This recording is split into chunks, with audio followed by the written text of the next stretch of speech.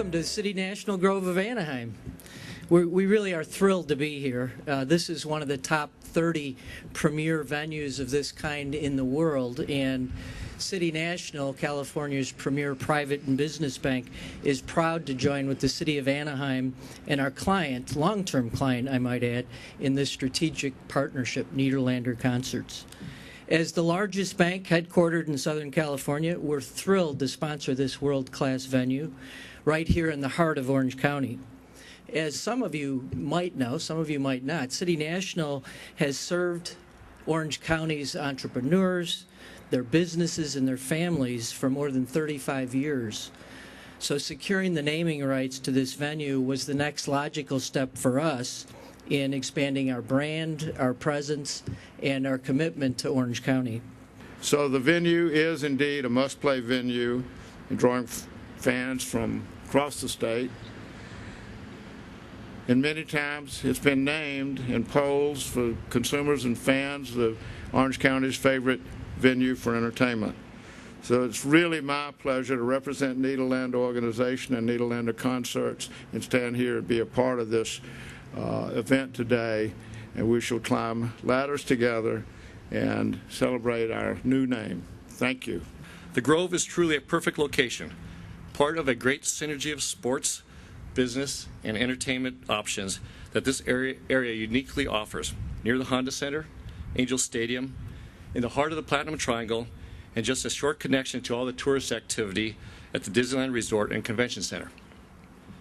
As a city, we want to continue to maximize all of our wonderful entertainment options for our tourists, residents, and guests. We're excited about the new partnership with City National Bank and the sound business decisions that brought us to this day. It is my pleasure to welcome City National Bank to Anaheim and thank everyone in the city and at City National for partnering to provide a quality entertainment venue for our guests and residents to enjoy for years to come. 3, 2, 1.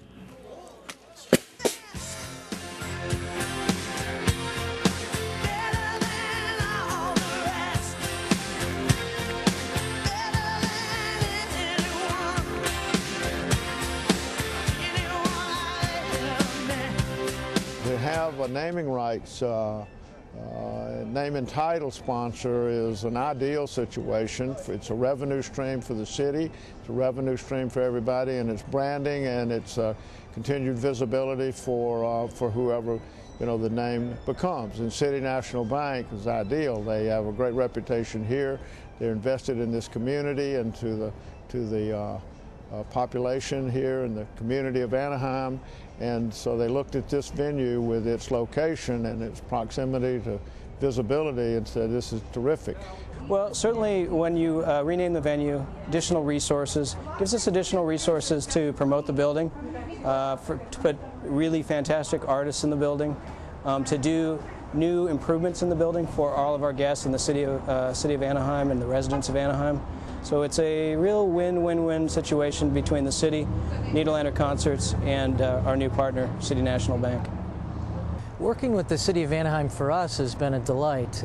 Just across the street from the City National Grove of Anaheim, we have our City National branch. And so that was our first entree into Anaheim probably 5 years ago. And we found it to be a great market for us because there are so many businesses and owners of those businesses that are looking for a bank that provides that kind of service. The City of Anaheim, I think in many ways, is doing the same thing with the redevelopment of the Platinum Triangle here. We're right down the street from them. So we found it to be a real good partnership with the city as well. Well, I think it's a great partnership. It's certainly financially good for the city. At a time we really need a good financial deal. It raises money without increasing taxes or fees, but takes an asset that we've already had, and it really monetizes a portion of that asset that wasn't being monetized before. So we can use those funds for essential city services like police and fire and libraries and things like that, which at a time like this we could use it. So it works out very well for the city.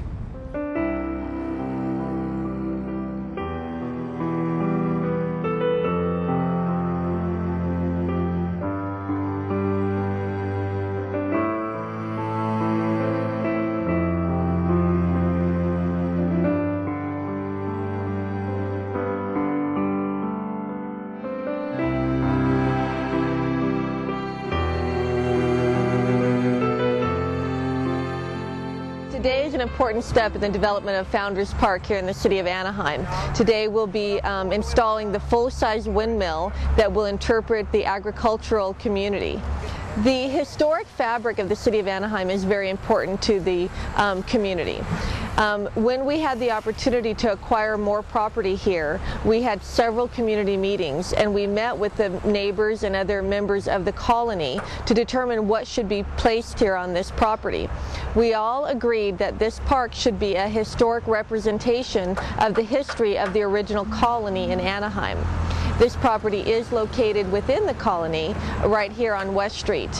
When we were examining the types of amenities that we wanted on the site, we all agreed that we should interpret the history. For instance, this park will not have a swing set or a slide, but we will have ample opportunities for children to play while they're understanding the history of the colony. The development of this as a park site is a dream come true, because when I started with the city in '93, we had the Mother Colony House and a very small plot of land which you couldn't do much with, especially if you're trying to tell the history of Anaheim's agriculture. So now that we have a full acre, we're including a pump house with a working windmill, we have additional exhibit space, we have the Welke Stoffel House. It literally allows us to tell that wonderful story of Anaheim's agricultural history. Well, today we're putting up an 8-foot diameter blade windmill that's historically correct for 1830s, 1815, somewhere around that period, that you'd find here in Anaheim. It's a water pumping windmill. It's got a lot of small blades on it. It turns slowly and steadily, and it's what they would have used to bring water here. Without the windmill, they would have had to pump the water by hand, one little stroke at a time. So this was probably the very first piece of technology and machinery that the settlers would bring here. Very expensive for the time, but it allowed you to have clean, fresh water, and lots of it for the garden, for living, bathing. It was a huge investment. But today we're going to carefully lift the windmill up with a big forklift, and we're going to set it on the tower. The tower was put up earlier today, and we've allowed the concrete to dry. We have about a 4-foot deep hole for the big winds, although when the wind comes, the windmill will turn itself out of the wind and slow down automatically through a spring governor, and then turn itself back on and start again. But it's pretty easy with the modern equipment compared to what our people did originally here at Founders Park. The old windmill tradition is that you put your name on the windmill and then a good wish, and it'll get carried to the 4 winds in all directions.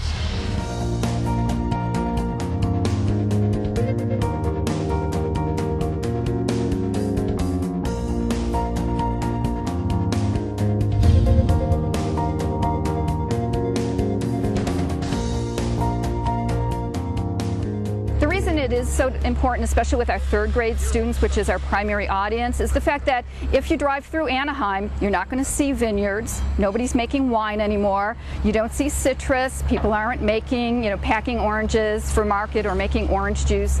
So it's really forgotten. So this allows us to make sure that the children understand where our history is based on and why we're here and why we've developed the way we have. So it is very, very important.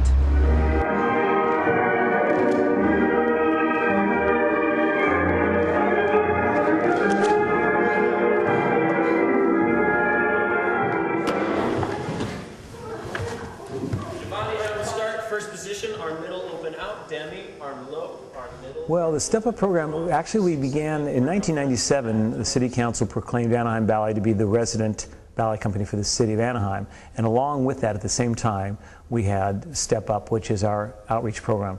That is to say, there are young people that really need the advantages that classical ballet and dance can afford them, but they can't afford to dance. So our job was to make that accessible to them. Now, that means it's free every day to any of the Anaheim youth, ages anywhere from like 8 to about 20 years old, that would like to take dance class. Well, I heard about Step Up. I met a woman whose daughter was a dancer, and I was telling her that, talking about my daughter and how she loved to dance. And she told me, asked me if I lived in Anaheim, and she said that Anaheim Ballet offered people who could not afford ballet free classes. 4 days a week or 5 days a week. And I was just, really? It's right here in Anaheim? I've never heard of that before. So we came and we started Step Up when my daughter was 8. She was a little nervous at first, but then Evan is like the most remarkable teacher. He's kind and he's funny, So we just started coming, you know, doing ballet at first, and then we started doing hip hop. And now she comes 5 days a week because they also have a class. If you advance, if you get better, they have a class for that too. It just doesn't stop at the few classes a week. So that's how I heard about it, and we've been coming 4 years. Well, dance means like, it's my whole life. I love it. It's like, since I was a little kid, I've always practiced, but my parents are like, oh, we don't know where to go for Anaheim Ballet, and then until my friend told us about it, and I came here, I was like really shy though.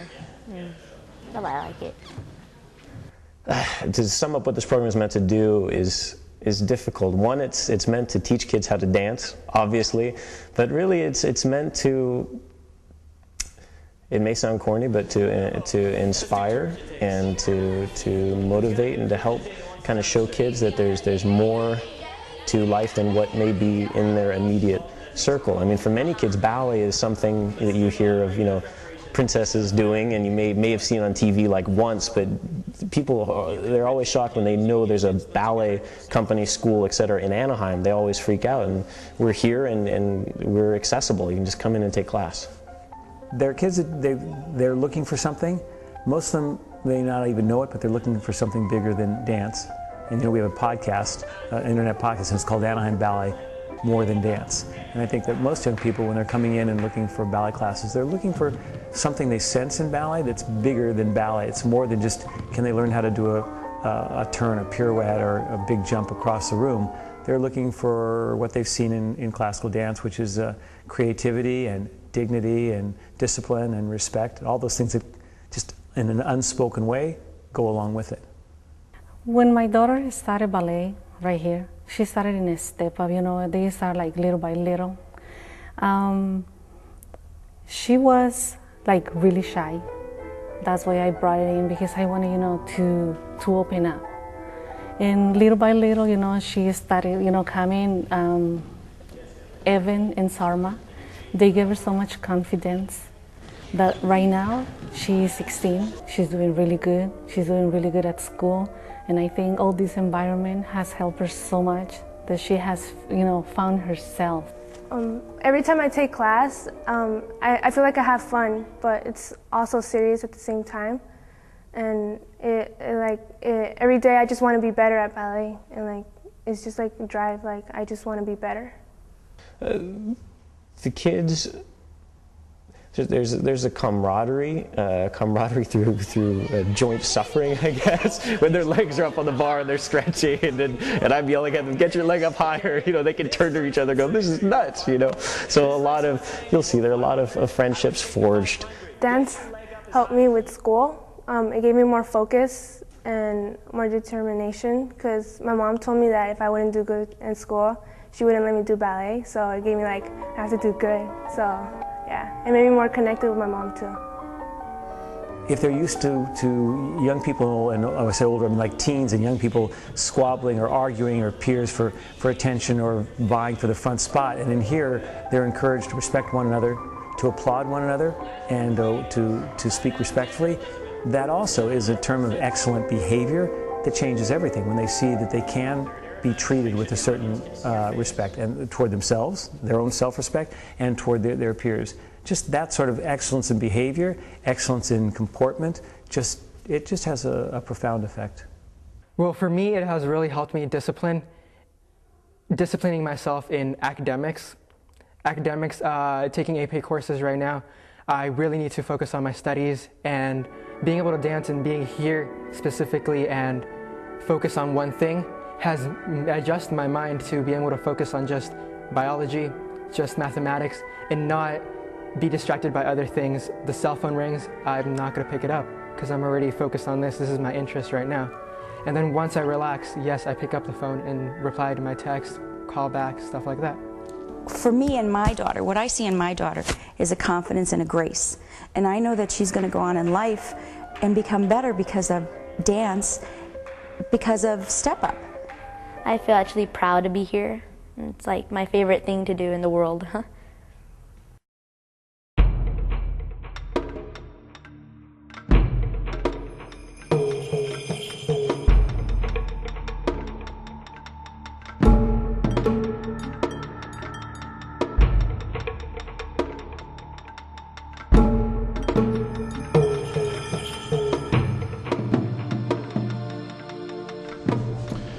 The exhibition we have at the Museo is extremely unique. It's from a dig by Penn University, and this was completed in the 1940s. And it's a dig of an old burial site. And this burial site, they went down multiple layers. And the beauty of this exhibition is you get to see the multiple layers as they dug down. And the first layer is unearthing some of the workers and some of the gold that they had with them and the reasons that might be there. And then everything down to the chief. The work is exquisite, the jewellery is exceptional, and the collection itself as a whole is just phenomenal.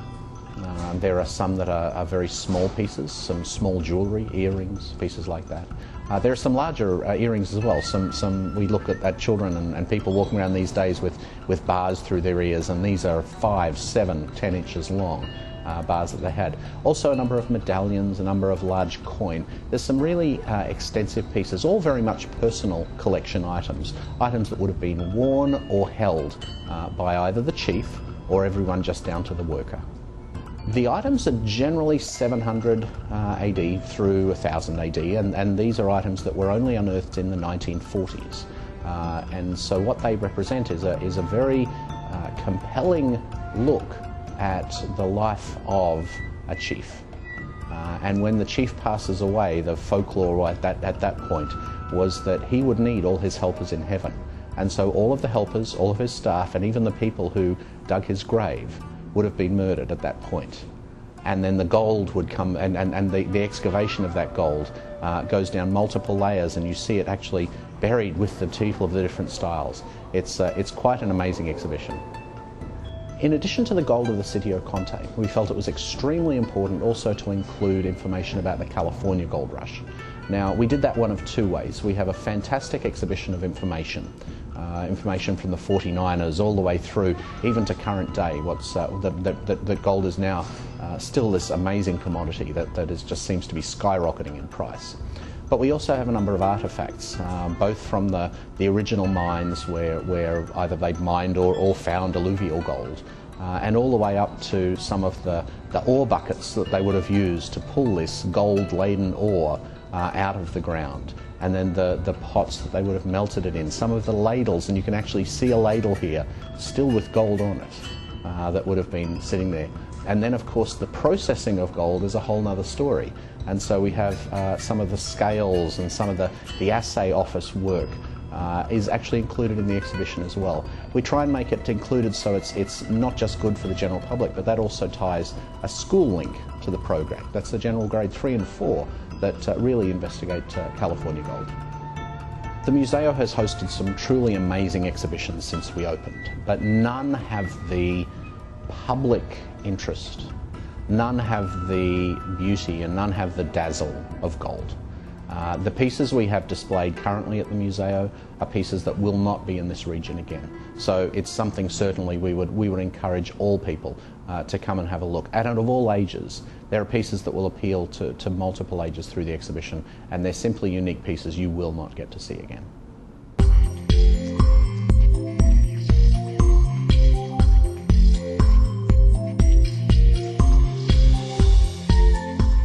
Hi, I'm Erin Wallin, editor for Anaheim Magazine. The winter 2011 issue is now available, and on the cover you'll see the new Anaheim Union High School District Superintendent, Dr. Elizabeth Novak. We sat down with Dr. Novak and asked her about her goals, vision, and plans for the district. We also have an interesting article on the Platinum Triangle and Gene Autry Way expansion. Gene Autry Way is currently being expanded from the I-5 freeway to Hastur Street. This expansion will help link commuters from the Platinum Triangle to the Anaheim Resort. And don't miss the new My Anaheim app ad in the magazine. The My Anaheim app is available for iPhone and Android operating systems. For more information on this and to view the extended online version of Anaheim Magazine, please visit www.anaheim.net. Thanks, and I'll see you next time.